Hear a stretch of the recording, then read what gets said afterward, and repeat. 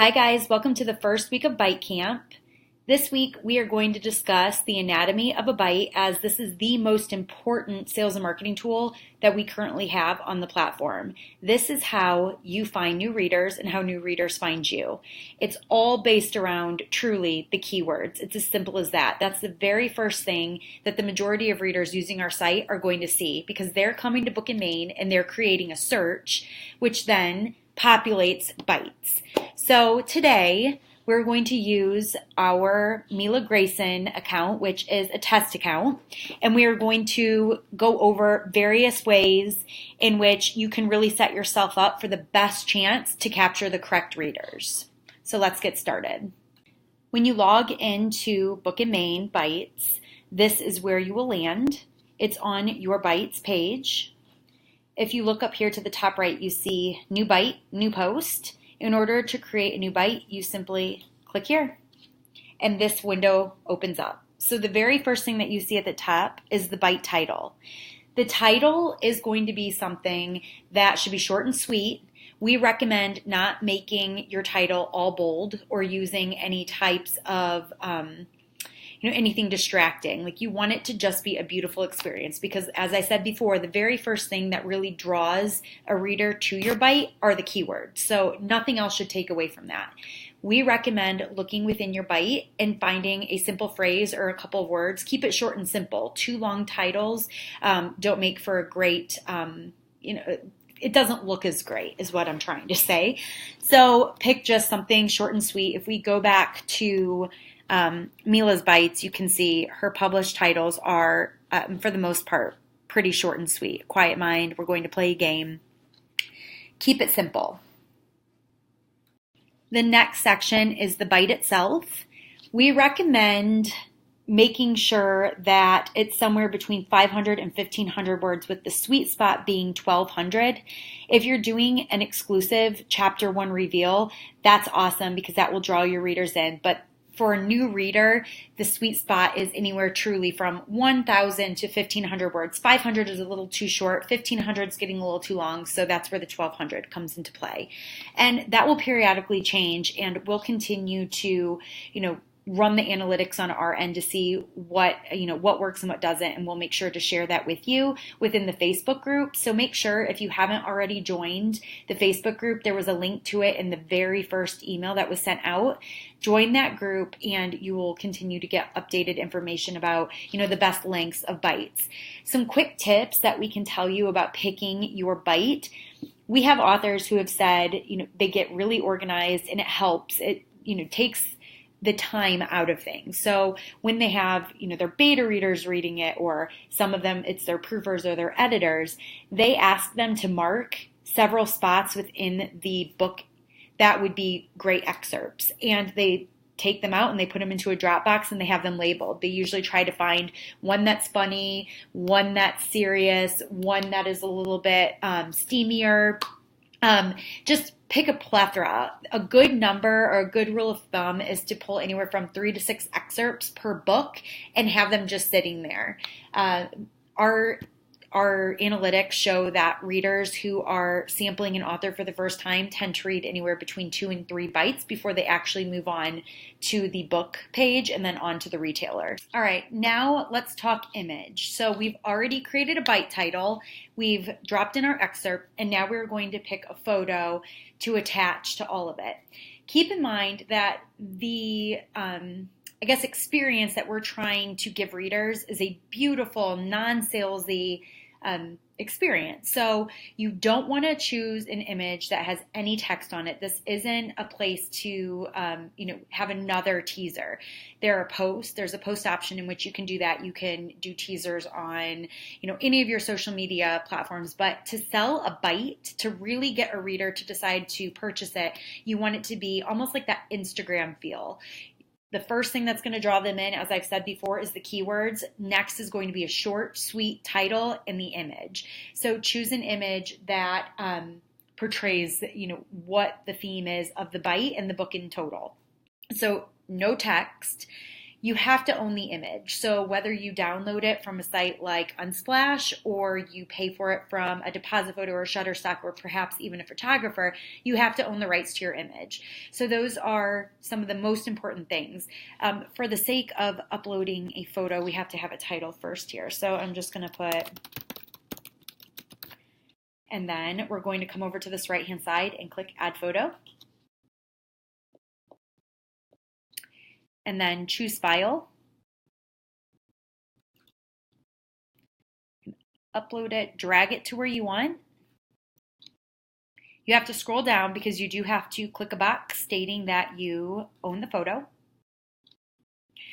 Trying to think of what else I can tell you about the photos. There have been some rumors circulating that, all of the bites on Bookmane are, steamy and it's couples. That's not accurate. In fact, a lot of the bites that have some of the best statistics have inanimate objects, landscapes, food. Truly, you can get creative with this because, again, the very first thing that draws a reader in from the search are the keywords. So you've already got them there from the themes that your book holds. Now it's just kind of sealing the deal with a pretty photo. So it doesn't have to just be a couple. You can get creative with this. Maybe you should try, now that we have the stats uploaded, do a couple bites with, inanimate objects, a couple with some couples, maybe a few with landscapes, and see what tends to really make your statistics jump, whereas bite to book and book to retailer is concerned. And we can talk about that, later on when we really go over, the stats dashboard and how you can use it. But with the picture, this is it. We have it, and then you can click upload. Now for the most important parts. Let's talk keywords. So for keywords, you get 5. We absolutely recommend that you always use 5. This is the way that new readers find you. If you only choose 1 or only choose 2, you're limiting yourself. Readers are searching for a plethora of different keywords. So what we have found, though, most of them tend to link a subgenre with a trope. So contemporary second chance or, paranormal vampire. So one of the 5 keywords that you choose should always be the subgenre. So looking at this, you're just going to click this button right here. And you can start by searching to make it easier. And we're going to, for the sake of this, choose contemporary. If you're wondering, what should I choose for my additional 4?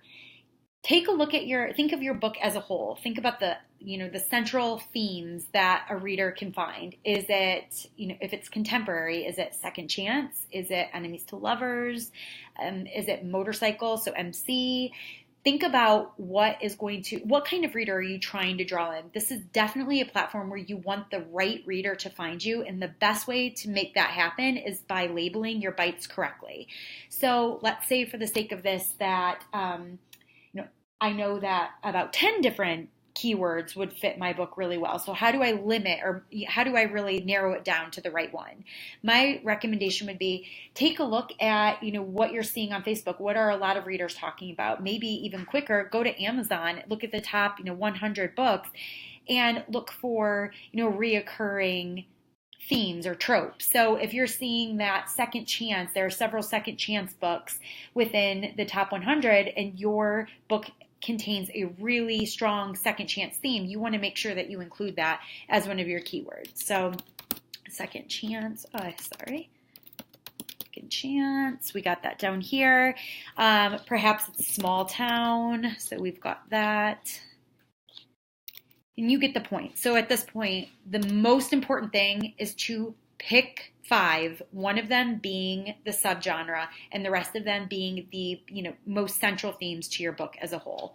So once we have that, I'm just going to finish this off here and be done. Then you come to hashtags. So what's the difference between keywords and hashtags? We have a rundown of that within ByteCamp, so you can get more information there. All right, let's talk hashtags. So how do hashtags differ from keywords? Keywords, like I said before, are going to be your subgenres and tropes. Hashtags should be anything else that a reader could search for that isn't a subgenre or trope, unless, let's just say that your bite could contain, there were 10 different keywords that fit your bite really well, but you only get 5, you can utilize the hashtags as a secondary measure because hashtags, that's how they work. When someone searches a hashtag or a keyword, what populates first in search is any keyword that encompasses the search. So if someone searches second chance, all bites that have been marked with the keyword second chance are going to populate first, followed by any bites that were marked with the hashtag second chance. So you can utilize them in that way. But you want them to be broad. So things like Kindle Unlimited, free, coming soon, exclusive. So for instance, if you're putting a chapter 1 exclusive of your upcoming release, you're going to want to make sure that you always use the hashtag exclusive and hashtag coming soon so the reader knows it's an exclusive, it is coming soon. That way they know to bookmark it and come back later for when it's live. So it's as easy as just dropping in here things like this. If you want more ideas for suggested hashtags, go to the ByteCamp website and you will see, a breakdown of suggested keywords and suggested hashtags and how to use them best. So we've got those in there. The one piece of advice that I can give you is to keep your hashtags generic as much as possible. Our obvious choices would typically be to use hashtags that are specific to us, our books, and our characters, but a new reader isn't going to know to search for you, your books, or your characters. So if you keep them broad, you have the potential of being found by more new readers. So of the 5 hashtags that you will eventually get, right now it's 3, you want to make sure to at least have 3 of those 5 be generic. Then the other 2, if you want to use specifically to your name, your characters, and your books to help your new readers find you, that's okay as well. From here, we're going to assign a flame rating. If you hover over the question mark, you can see what the breakdown for the flame ratings is. This flame rating is for the bite, not the book. We have the option, and you should, assign a flame rating to each of your books, but that's done on, if you look up here, the My Book section. Flame ratings, there's a breakdown also in ByteCamp that gets a little bit further in depth of what constitutes a 1 flame versus a 5 flame. Based on this, we're just going to say this is a 2 flame, which according to this would be like a first kiss. Then the most crucial part, in order to make this convert to a sale, you must link to a book. If you don't add your books, there won't be a book to link. So make sure that all of your books are already loaded so that way it's easy to quickly link to the book that this bite is affiliated with. She has 1 book, so we'll put this there. If you are putting an exclusive on Book and Main Bites and you don't have a pre-order, put a reminder in your phone once the book is live to come back in and add that book to Book and Main and go back to any bites that were added for that book. And you can go ahead and you can edit the bites afterwards and link the book and the bite together.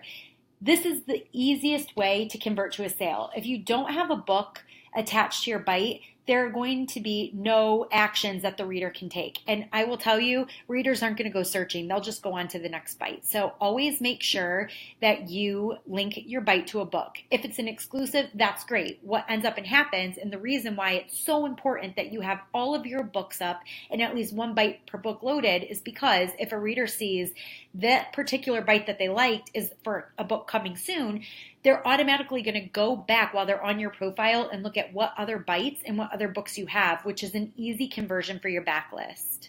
From here, all you have to do is come down and schedule. If you want it to go right away, then you can just say that now and push publish. If you are doing your planning period for Book and Main and you're scheduling out for a month, you can come here and go wherever you need to, pick the date, pick whatever time you want, because again, consistency is key for Book and Main. If you're going to do a weekly exclusive or serial on Book and Main, choose the same day and the same time every week.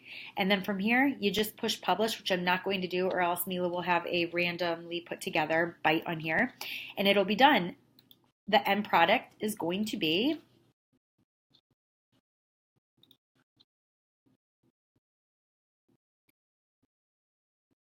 this.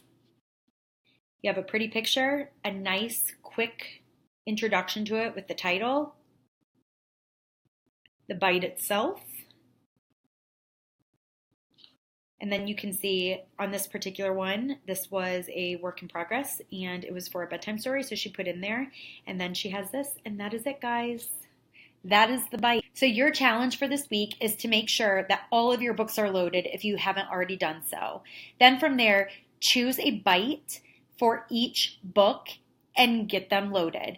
There is a 3 per 24-hour period limit just because we want to make it fair for everyone. So you might have to schedule them out if you have a large backlist, but this is imperative, guys, because for the upcoming weeks, we are going to be doing a lot and you want an excerpt up for each of your books. So all of the new readers that find you are easily able to go and buy, and it's the easiest way to convert sales for your backlist, even from your own readers, because let's be honest, how many times have you found that there are readers within your Facebook group or on your page that have found you somehow, but have still not read all of your books, and in some cases haven't even read one? If we're going to be bringing eyes to you on Book and Main, make sure that every single book is represented by a bite, so that way we can convert sales and see that those analytics on your stats dashboard increase immediately.